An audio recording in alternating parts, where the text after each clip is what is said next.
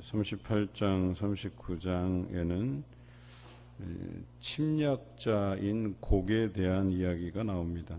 38장에는 하나님의 도구로서 쓰임받은 곡, 여기서는 곡은 이제 만왕의 왕, 그 왕들 중에 왕 이런 표현인데요. 특별히 언급되고 있는 나라가 로스, 메색, 두발, 이들의 대표 왕이라고 할 수 있겠죠. 그런 인물로서 곡을 언급하고 있는데 구체적으로 이 곡이 누구냐라고 하는 문제에 대해서는 모릅니다.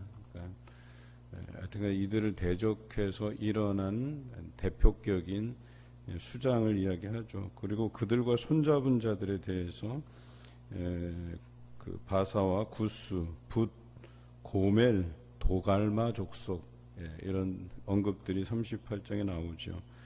이들이 처음에는 하나님의 심판의 도구로 쓰임 받았지만 결과적으로 17절부터 오늘 말씀에 이르기까지 그들이 결과적으로는 하나님의 심판 안에 놓이게 될 것이다 이렇게 언급하고 있죠. 그것과 더불어서 오늘 39장 21절부터는 이스라엘의 회복에 대한 하나님의 선언이 기록되어 있습니다. 그러니까 37절에 마른 뼈들이 살아나는 그 환상을 통해서 이스라엘의 회복을 언급하셨잖아요. 그리고 나서 38장, 39장 중반절까지 그 이스라엘을 심판하기 위해서 쓰였던 그 도구들, 그 나라들을 하나님께서 심판하시고 다시 39장 중반절부터는 이스라엘을 회복시키겠다 이렇게 언급하고 계시는 거죠. 오늘 성경에 보니까 하몬국 골짜기에 대한 언급이 나오죠. 37장에서는 그 에스겔 골짜기가 이제 에스겔을 통해서 보여주신 그 골짜기가 회복의 골짜기였잖아요. 그런데 오늘 하몬국 골짜기는 그 반대로 그들의 무덤이 될 것이다 그랬어요. 이스라엘을 괴롭게 했고 물론 심판의 도구로 쓰임 받았지만 그 민족들이 도를 넘어선 거예요. 하나님께서 원하시던 그런 방향과는 또 다르게 흘러갔기 때문에 그들을 심판하시는데 그들을 심판하여 매장한 장소를 하몬국 골짜기라고 언급하고 있어요. 그런데 이 에스겔서 38장과 39장에 나오는 이 로스, 메색, 두발, 이들을 대표하는 왕으로 언급된 인물인 곡, 이 부분의 해석이 난해해요. 왜냐하면 이들은 창세기로 거슬러 올라가면 야벳의 후손들이거든요.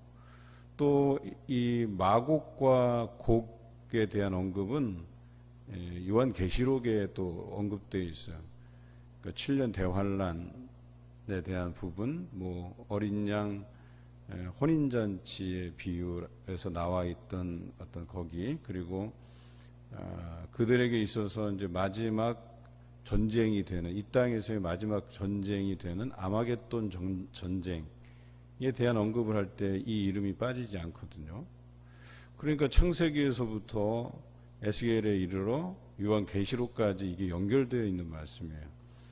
그러니까 구체적으로 어떤 사람들은 이 로스를 야벳의 후손들 중에 저 북방에 러시아를 상징한다. 어떤 사람은 메색과 두발은 터키를 말하고 있다. 지역적으로는 맞는 말이긴 한데 이런 해석들은 세대주의적 해석이에요. 그러니까 잘못된 해석이라는 얘기죠. 말하자면 요즘 세대주의적 해석을 하는 사람들이 어떤 사람이냐? 성경에 보면은 이제 그 짐승의 숫자 666에 대해서 나오잖아요. 이것이 바코드다. 그래서 물건 살 때 찍는 바코드 있잖아요. 그런 바코드에 짐승의 표를 받는 사람들은 큰일 난다. 이게 이제 세대주의적 해석자들이에요. 이런 사람들이 많이 있죠. 심지어는 정통 교단에서 이렇게 사역하시는 목사님들도 이제 신학을 제대로 배우지 못해서 그런 세대주의적 해석에 빠져요. 그래서 이것을 어떻게 해석하냐면 이제 이스라엘을 침공하는 중동 세력, 그리고 그 중동 세력을 지지하는 러시아와 터키에 대한 그 외교적인 이렇게 접촉점들이 있거든요. 이제 그걸 가지고 이것을 해석하기 시작해요. 그래서 그들이 마지막 전쟁을 일으킬 거다. 이스라엘을 쳐들어갈 거다. 그래서 그 마지막 전투가 이제 아마겟돈 전투가 될 것이고, 그 아마겟돈 전투는 바로 이제 그 이스라엘 평야를 이렇게 앞두고 있는 그 요새를 말할 것이다. 뭐 이렇게 해석을 하는데 굉장히 잘못된 해석이에요. 여기서 말하는 곡이라고 하는 것은 특히 38장의 곡은 하나님의 심판의 도구. 지금 이스라엘에게는 이 곡이 누구예요? 바벨론이에요. 그렇죠? 그러면 이 미래에 또 그들을 침략할 자들에 대한 언급도 곡이에요. 그러니까 과거에도 곡이고 현재에도 그들을 위협하는 존재가 곡이고 앞으로 그들을 그 위협할 존재들도 곡이라고 표현하는 거예요. 이해하시죠? 그러면 이 곡이라는 것이 결과적으로 과거에는 누구를 뜻해요? 북이스라엘을 망하게 한 아수르가 해당이 되는 거예요. 그런데 아수르는 어때요? 이따가 심판을 받았어요. 그리고 그들을 괴롭혔던 여러 나라들, 에돔도 있고 암몬도 있고 블레셋도 있고, 이 사람들이 다 곡이에요. 곡. 그러니까 그들은 다 어떻게 됐어요? 그들의 최후는 다 심판 안에 놓이게 됐어요. 그러니까 지금 이 말씀을 읽을 때 이스라엘 족속들은, 남유다 사람들은 바벨론 포로기에 와 있지만 이 곡을 누구로 보는 거예요? 바벨론으로 보는 거예요. 지금은 바벨론이 천하 패권을 다 차지한 나라이지만 이 바벨론도 결과적으로 곡의 신세가 될 거다라고 하는 거예요. 과거에 일어났던 곡, 그 이스라엘을 위해 그 심판의 도구로 사용됐던 여러 나라들을 하나님께서 심판하셨듯이, 우리가 우리 실수로 인해서, 잘못으로 인해서 이 바벨론이 일어나 우리를 치고 우리가 그 대가를 받고 있지만 결과적으로 하나님께서 이 바벨론도 하나님께서 심판하실 것이다 라고 이야기하고 있죠. 그리고 뿐만 아니라 이것은 미래를 내다보고 있어요. 그들이 예레미야 예언처럼 70년 포로기를 마치고 돌아와서 새 이스라엘을 세울 때, 그리고 그 새 이스라엘에게 위협적인 존재들이 나타날 것인데 그들도 역시 이제 곡이라고 표현하는 거예요. 그런데 이 그들을 위협하는 존재들 역시도 하나님께서 어떻게 하세요? 심판하시겠다라고 이야기하는 거예요. 그래서 이것은 요한계시록의 말씀과 맞닿아 있어요. 그래서 요한계시록에 보면 그 적그리스도에 대한 표현을 큰 음녀 바벨론이라고 표현하고 있어요. 그렇죠? 그러니까 이 부분을 잘 기억하셔야 돼요. 요한계시록이 기록된 시대가 언제예요? 로마 시대예요. 그러면 그들에게 있어서 가장 위협적인 큰 성, 큰 음녀 바벨론은 어느 나라예요? 로마예요. 그런데 로마라고 표현하지 않은 이유가 뭐예요? 에스겔서와 맞닿아 있는 거예요. 에스겔서에서 말한 이 음녀 바벨론, 그 엄밀히 말하면 에스겔은 그 바벨론을 곡이라고 표현했단 말이에요. 그리고 그 곡은 과거에 있었던 블레셋, 뭐 암몬, 에돔, 아수르 이런 제국들을 다 통칭하는 거예요. 그리고 성경에서는 등장해 있지 않지만 바사 이후에 헬라 제국이 있고 헬라 이후에 로마 제국이 있고 다 어떻게 됐어요? 하나님의 심판 안에 다 놓이게 됐어요. 지금은 사라지고 없어요. 과거에 이 화려했던 제국들이 얼마간의 그 패권을 차지하고 세계를 주도했지만 이 사람들은 다 역사 속에서 사라진 거예요. 왜? 하나님께서 다 치셨단 말이에요. 그런데 하나님이 선택한 백성, 이 백성은 나라가 망했어도 다시 돌아오게 하고 회복시켜 주시고 지금도 이 세계에서 중심적인 역할을 해가면서 성장해 가고 있단 말이에요. 이들은 누구를 뜻해요? 하나님의 백성들을 뜻하는 거예요. 그리고 그들을 대적하는, 여기서 말하는 큰 음녀 바벨론, 요한계시록에 가면 이 존재를 궁극적으로 누굴 말해요? 적그리스도를 말하는 거예요. 하나님을 대적하는 적그리스도를 예표하는 거란 말이에요. 그러니까 여기서 말하는 곡을 우리가 어느 나라다 특정하고 해석하는 건 잘못된 해석이에요. 그래서 과거에 있었고 현재에 있었고 또 미래에 나타날 그 위협적인 존재들에 대해서 너희가 두려워할 것이 아니다라고 말씀하시는 거예요. 이스라엘이 그 포로기에서 돌아와서 걱정은 뭐냐면 그들이 성벽도 온전하지 않고 성전도 다시 재건해야 되고 또 그 황폐해진 삶의 터전들을 다시 세워야 되는데 그 주변에 이제 바벨론뿐만 아니라 위협적인 존재들이 있을 것이라고 하는 이 가정하에서 과연 우리가 미래가 있을까? 우리가 포로기에서 돌아온다고 해도 그 과거의 영광을 재현할 수 있을까? 이런 걱정 안에 놓이게 되었지만 오늘 이 말씀을 읽는 이스라엘은 굉장히 희망적이라는 거예요. 그 과거로부터 현재에 이르기까지 지금 그들을 지배하고 있는 바벨론마저도 하나님께서 심판하시겠다고 하는데 이제 우리가 미래를 재건하기 위해서 새 이스라엘을 세워도 그들의 위협적인 존재 곡을 하나님께서 멸하시겠다고 분명히 말씀하고 계시거든요. 이제는 이 이스라엘을 대적하는 행위가 곧 하나님을 대적하는 행위로 보고 있는 거예요. 그들을 향한 하나님의 심판의 온전함이 오늘 성경에 기록되어 있다는 거죠. 이렇게 기록하고 있어요. 너를 돌이켜서 이끌고 북쪽 끝에서부터 나와서 이스라엘 산 위에 이르러 내 활을 쳐서 내 왼손으로 떨어뜨리고 내 화살을 내 오른손에서 떨어뜨리리니. 왜 굳이 여기서 이제 바벨론을 이야기하지만 그 곡을 이 이스라엘 산으로 데려오는 이유가 뭘까? 시온산으로 데려와서 그들의 화살을 떨어뜨리고 또 그들의 길목을 무덤으로 쓰고 왜 이런 이야기들을 하실까? 이스라엘을 통해서 보게 하시겠다는 거예요. 이스라엘 백성에게 보여주시겠다는 거예요. 증거로 너희를 힘들게 했던 한때는 하나님의 심판의 도구로 쓰임받았던 바벨론마저도 너희가 보는 앞에서 하나님이 꺾으시겠다 이렇게 표현한 거예요. 이것은 곧 이스라엘의 회복을 선언하는 말씀이기도 해요. 4절에 보니까 백성이 다 이스라엘 산 위에 엎드러 지리라. 내가 너를 각종 사나운 새와 들짐승에게 넘겨 먹게 하리라 그랬어요. 그들을 새가 와서 그 시체가 되고 그들이 칼에 엎드러지고 하나님의 심판 안에 놓이게 되는데 새들이 와서 그것을 먹을 것이다 그랬어요. 여러분 요한계시록 19장 17절 18절에도 이런 표현들이 나와요. 이 19장에는 어린 양의 혼인잔치라고 표현되어 있거든요.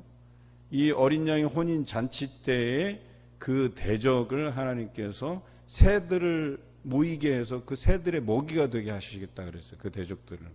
제가 읽어드릴게요. 또 내가 보니 한 천사가 태양 안에 서서 공중에 나는 모든 새를 향하여 큰 음성으로 외쳐 이르되 와서 하나님의 큰 잔치에 모여 왕들의 살과 장군들의 살과 장사들의 살과 말들과 그것을 탄 자들의 살과 자유인들이나 종들이나 작은 자나 큰 자나 모든 자의 살을 먹으라 하더라 그랬어요. 하나님께서 심판하시는데 세상의 만왕들 다 모아놓고 심판하시는데 새들을 오라.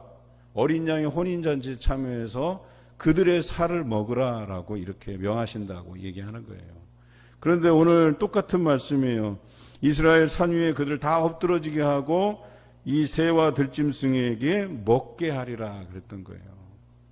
하나님의 그 심판의 메시지는 굉장히 일관돼요.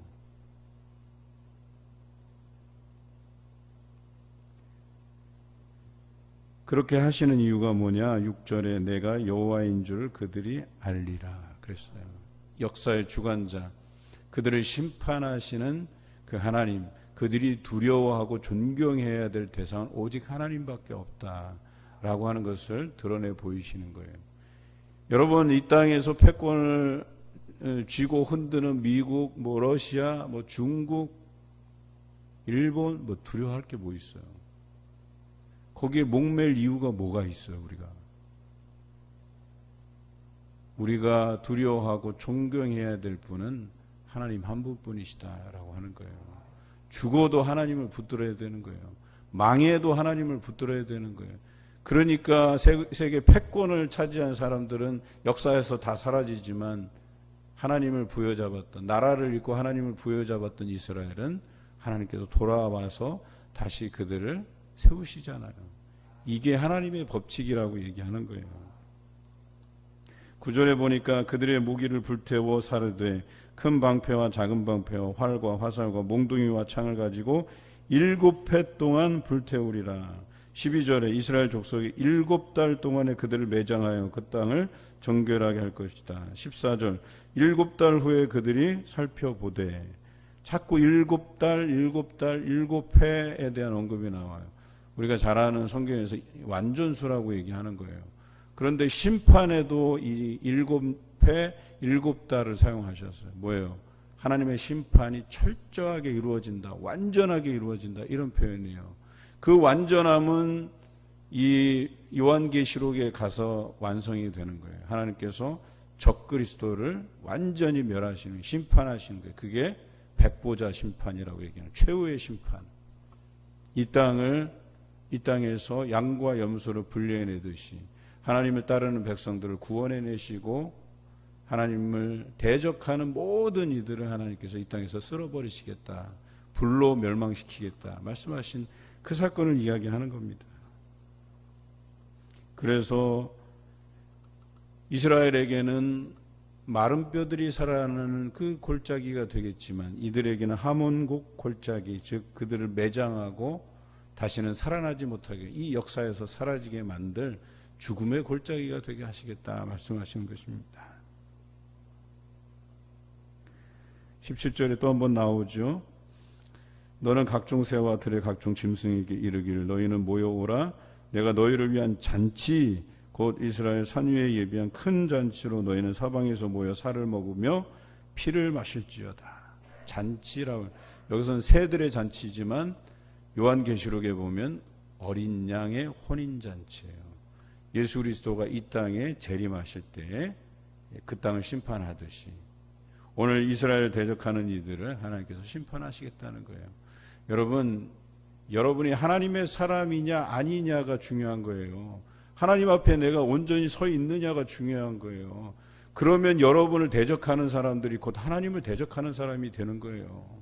두려울 게 없다는 거예요. 내가 말씀 안에서 살아가면 두려울 게 없다는 거예요. 하나님을 부여잡고 살면 두려울 게 없다는 거예요. 나를 해롭게 하는 자가 곧 하나님을 대적하는 사람이 되기 때문에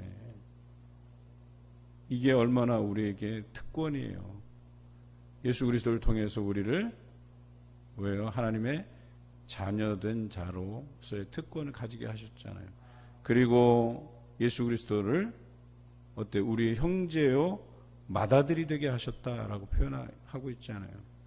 이제는 예수님께서 우리의 형제가 되신 분이에요. 형님이 되신 분이에요. 오빠가 되시는 분이에요.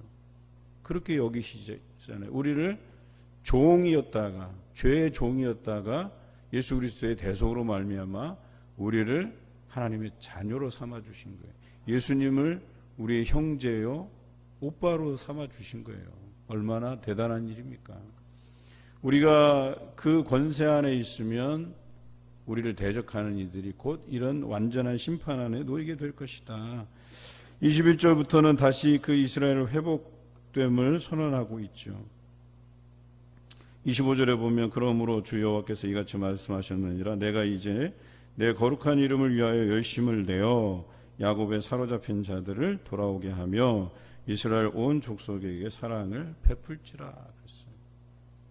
그들이 그 심판 안에 놓였다가 다시금 하나님께서 돌아오게 되고 하나님께서 열심을 품어서 그 야곱의 후손들 돌아오게 해서 그들이 그 땅에 평안히 거주하게 될 때에 26절 그들의 부끄러움을 품고 내게 범한 죄를 뉘우치리니 라고 되어 있어요.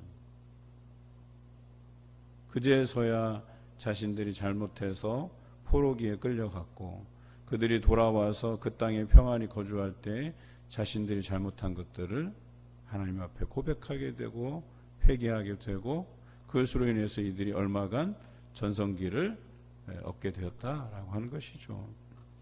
오늘 39장의 말씀 이후에 이제 40장부터는 계속해서 이 이스라엘의 다시금 영광이, 하나님의 영광이 다시 찾아오고 회복되고 이런 말씀들로 이제 채워져 가는 거죠. 오늘 여러분들의 삶 안에서도 이러한 놀라운 하나님의 섭리를 발견하시기 바라요. 여러분, 세상을 두려워하지 마십시오. 우리는 하나님의 그 권세를 입은 하나님의 자녀들이에요. 그리고 우리를 대적하는 자가 곧 하나님을 대적하는 자가 되고 하나님의 완전한 심판 안에 놓이게 돼요. 우리가 걱정할 필요가 뭐가 있겠어요? 우리가 오직 두려워하고 존경할 분은 하나님 한 분뿐이심을 기억하시면서 오늘 하루도 이 말씀에 의지해서 또 희망을 가지고 살아가시는 여러분 되시길 주님의 이름으로 기원합니다.